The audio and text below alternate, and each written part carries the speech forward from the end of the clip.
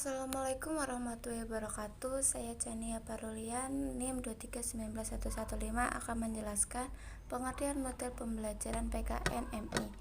Belajar adalah kegiatan yang berproses yang sangat fundamental dalam penyelenggaraan setiap jenis dan jenjang pendidikan.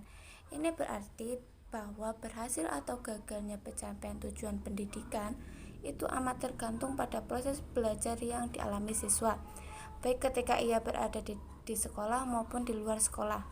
Lalu, model pembelajaran merupakan bentuk pembelajaran yang menggambarkan proses kegiatan belajar mengajar dari awal sampai akhir yang disajikan khas oleh guru. Selain itu, model pembelajaran juga merupakan bungkus atau bingkai dari penerapan suatu pendekatan, metode, strategi, dan teknik pembelajaran. Selanjutnya, macam-macam model pembelajaran MI di dalam kelas. Yang pertama yaitu model diskusi kelompok. Langkah-langkahnya sebagai berikut. Yang pertama, bagilah siswa ke dalam 4-5 kelompok sesuai kebutuhan. Yang kedua, beri siswa bacaan untuk masing-masing kelompok. Yang ketiga, mintalah siswa mendiskusikan bacaan tersebut. Yang keempat, dari tiap-tiap kelompok, mintalah wakil siswa untuk menunjuk juru bicara. Yang kelima, minta para juru bicara tersebut untuk mempresentasikan hasil diskusi kelompok. Lalu yang keenam, mintalah kelompok lain untuk bertanya atau menanggapi presentasi juru bicara. Yang kedua yaitu model induktif. Sebagai contoh penerapan pendekatan induktif di dalam pembelajaran PKN di Madrasah Ibtidaiyah adalah topik tentang kedisiplinan. Model ini mengikuti langkah-langkah sebagai berikut. Yang pertama, awali dari contoh-contoh, misalnya pada suatu keluarga dengan 2 anak sekolah di MI atau 1 anak di MTS. Lalu yang kedua, buat aturan bahwa sepulang sekolah anak-anak harus segera ganti pakaian, menempatkan pakaian di tempat yang telah tersedia, cuci tangan, dan baru makan. Yang ketiga, tentukan deret 3 anak, mana di antara yang menaati aturan dan ada yang tidak. Yang keempat, skenario diinformasikan kepada siswa. Yang kelima, kemudian pembelajaran diakhiri dengan menyimpulkan pengertian disiplin. Yang ketiga yaitu model ekspositori. Contoh dari model ekspositori yaitu guru menjelaskan mengapa harus menghormati jasa pahlawan. Untuk diawali dari adanya pemberontakan-pemberontakan untuk melawan penjajah dan selalu dapat dipadamkannya. Selanjutnya, guru menjelaskan munculnya ide bahwa tidak mungkin bisa merdeka tanpa persatuan bangsa. Tindak lanjut yang ketiga yaitu model ekspositori. Contoh dari model ekspositori yaitu guru menjelaskan mengapa harus menghormati jasa pahlawan. Untuk diawali dari adanya pemberontakan-pemberontakan untuk melawan penjajah dan selalu dapat dipadamkannya. Selanjutnya, guru menjelaskan munculnya ide bahwa tidak mungkin bisa merdeka tanpa persatuan bangsa. Tindak lanjut dari ide tersebut, guru menerangkan proses terjadinya Sumpah Pemuda dan akhirnya tergarang semua kekuatan bangsa untuk bersama-sama melawan penjajah. Dengan gaya mimik yang cukup simpati, dilengkapi gambar-gambar yang relevan, guru dapat membuat siswa harus mengikuti cara guru. Akhirnya guru menjelaskan dan mengarahkan mengapa kita harus menghormati pahlawan. Yang keempat yaitu model belajar kooperatif dan kolaboratif. Model belajar kooperatif dan kolaboratif mengacu pada 3 bentuk, yaitu yang pertama, Student Team Achievement Division. Langkah-langkahnya sebagai berikut. Guru menyajikan bahan mata pelajaran, siswa yang dibuat dalam beberapa kelompok, diskusi kelompok, tes, kuis atau saling tanya antar kelompok, dan penguat guru. Yang kedua yaitu jigsaw. Langkah pembelajarannya sebagai berikut. Mengaji bahan secara individu atau kelompok heterogen, diskusi kelompok ahli homogen, diskusi kelompok heterogen, tes atau kuis secara individu, dan penguat guru. Yang ketiga, tim games turnamen atau TGT. Langkah pembelajarannya sebagai berikut. Identifikasi masalah, diskusi kelompok, presentasi kelompok, dan penguat guru. Yang kelima yaitu model number head together. Langkah-langkah pembelajarannya sebagai berikut. Diawali dengan membagi kelas menjadi beberapa kelompok.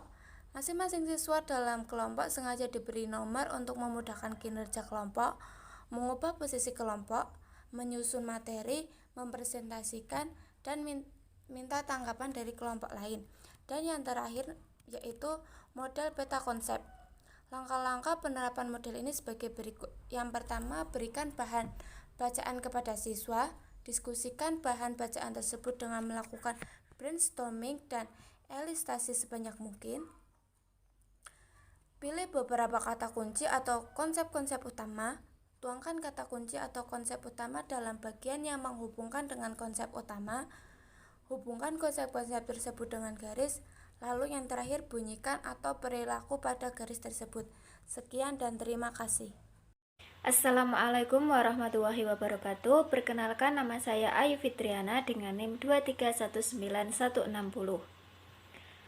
Di sini saya akan menjelaskan pada materi poin C, yaitu macam-macam model pembelajaran MI di luar kelas. Pada model pembelajaran MI di luar kelas itu merupakan model di mana guru mengajak siswa belajar di luar kelas untuk melihat peristiwa langsung di lapangan dengan tujuan untuk memperkenalkan dan memperlihatkan kepada siswa. Nah, tujuan lain dari model pembelajaran di luar kelas yaitu agar siswa dapat mengaitkan materi-materi pembelajaran dengan keadaan di lapangan atau situasi nyata. Siswa juga dapat lebih kreatif dan memiliki sikap positif, serta menyadari bahwa materi pembelajaran merupakan ilmu yang berguna dalam kehidupan sehari-hari. Pada model pembelajaran di luar kelas itu yang pertama ada model bermain peran, di mana model pembelajaran bermain peran merupakan suatu model pembelajaran dengan menugaskan siswa untuk memerankan suatu tokoh yang ada dalam materi atau peristiwa yang diungkapkan dalam bentuk cerita sederhana yang telah dirancang oleh guru. Pada model bermain peran itu juga memiliki kelebihan atau kekurangannya masing-masing. Yang selanjutnya yaitu langkah-langkah penerapan model pembelajaran bermain peran. Itu yang pertama ada persiapan, memilih peran, menata panggung, menyiapkan pengamatan, memainkan peran, diskusi dan evaluasi. Diskusi dan evaluasi yang kedua, yang terakhir yaitu berbagi pengalaman dan kesimpulan. Model yang kedua yaitu ada model simulasi sosial, di mana model simulasi merupakan model di mana anak berperan dan bermain seakan-akan memerankan seorang atau sesuatu dalam pembelajaran yang dapat meningkatkan keterampilan sosial, karena dengan simulasi melatih interaksi dengan orang lain. Adapun tahap-tahap dalam model pembelajaran simulasi itu yang pertama ada tahap orientasi, tahap latihan bagi peserta, tahap proses simulasi, dan yang keempat tahap pemantapan dan debriefing. Pada model pembelajaran simulasi, guru itu mempunyai 4 peran. Yang pertama itu menjelaskan, terus yang kedua mewasiti, yang ketiga melatih, dan yang keempat mendiskusikan. Terus model pembelajaran simulasi itu mempunyai banyak manfaat. Yang pertama itu melatih keterampilan, memperoleh pemahaman, melatih memecahkan masalah sosial, meningkatkan keefektifan belajar, memberikan motivasi belajar kepada siswa, dan masih banyak yang lainnya. Seperti model pembelajaran bermain peran, model pembelajaran simulasi sosial itu juga mempunyai kelebihan dan kelemahan. Yang ketiga atau yang terakhir yaitu ada model observasi, di mana observasi adalah suatu model pengumpulan data yang dilakukan dengan cara mengadakan pengamatan dan pencatatan secara sistematis, baik itu secara langsung maupun tidak langsung pada tempat yang diamati. Penggunaan model observasi yaitu yang pertama, melatih siswa untuk peka terhadap peristiwa atau gejala yang terjadi dalam lingkungannya. Yang kedua, melatih siswa untuk mengambil keputusan yang tepat sesuai dengan nilai-nilai moral yang diperoleh di kelas. Yang ketiga, memperluas cakrawala siswa mengenai nilai-nilai moral atau ilmu pengetahuan yang diperoleh di dalam kelas dipadukan dengan kenyataan. Kenalkan, nama saya Himawatul Husna, NIM 2319171. Di sini saya akan menjelaskan tentang efektivitas model pembelajaran PKN. Efektivitas merupakan istilah yang banyak disinggung oleh para ahli, di mana batasan-batasan pengertian tentang efektivitas yang dikemukakan oleh para ahli berbeda antara satu dengan yang lainnya.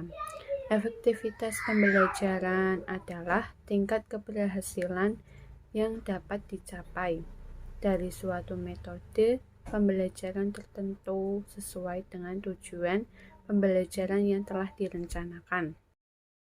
Faktor-faktor yang mempengaruhi efektivitas model pembelajaran PKN yaitu pertama, mutu pengajaran, yaitu sejauh mana penyajian informasi atau kemampuan membantu siswa dengan mudah mempelajari bahan. Yang kedua, tingkat pengajaran yang tepat, yaitu sejauh mana guru memastikan bahwa siswa sudah siap dalam menerima pembelajaran baru yang mempunyai kemampuan dan pengetahuan yang diperlukan untuk mempelajarinya.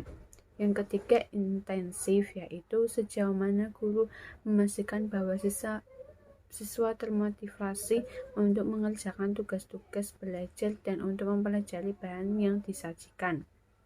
Yang keempat, waktu, yaitu sejauh mana siswa diberi cukup waktu untuk mempelajari bahan yang diajarkan. Perkenalkan, nama saya Siti Fatima Azhara, NIM 2319230. Di sini saya akan menjelaskan poin yang terakhir, yaitu tantangan model pembelajaran PKN di MI atau SD. Yang pertama yaitu kemajuan teknologi dan informasi untuk siswa MI atau SD. Dengan kemajuan teknologi dan informasi yang sangat pesat ini, membuat semua kalangan dapat mengakses internet dengan mudah, dimanapun dan kapanpun, dapat menggunakan internet untuk mencari informasi yang mereka cari. Dengan kemajuan teknologi dan yang sangat pesat ini, membuat orang banyak yang menyalahgunakannya, sehingga membuat masa depan mereka menjadi tidak teratur. Sekarang, anak SD dapat mencari informasi yang ada di internet, tetapi kebanyakan anak SD menggunakan komputer atau internetnya untuk bermain, bukan untuk mencari informasi. Nah, kemajuan ini juga menjadi hambatan dan tantangan bagi masa depan. Dengan kemajuan ini, siswa tidak mau membaca buku, mereka malas membaca buku, melainkan mereka asik dengan bermain game. Nah, itu menjadi dampak yang buruk bagi kemajuan bangsa Indonesia. Nah, untuk mengatasinya, sebaiknya peran orang tua dan guru menjadi sangat penting untuk mengimbangi munculnya teknologi yang begitu pesat di kalangan siswa SD. Yang kedua yaitu output pendidikan bagi keberlangsungan PKN di SD. Pembelajaran PKN di SD atau MI sangatlah penting dan harus diajarkan kepada siswa agar mereka mengetahui mengapa ada hak dan kewajiban. Nah, di sini siswa juga diajarkan tentang peraturan-peraturan yang ada di sekolah, peraturan yang ada di rumah. Tujuannya agar siswa dapat mengikuti peraturan yang telah ditentukan, bukan hanya di lingkungan sekolah saja, tetapi juga di lingkungan rumah. Nah, siswa juga diajari saling menolong, kekeluargaan, dan masih banyak lagi. Seorang guru mampu mengajak, melestarikan, atau mengenalkan adat kebudayaan yang ada di Indonesia, supaya siswa dapat mengetahui jika ada banyak sekali kebudayaan yang dimiliki oleh bangsanya sendiri. Yang ketiga yaitu kegiatan sekolah.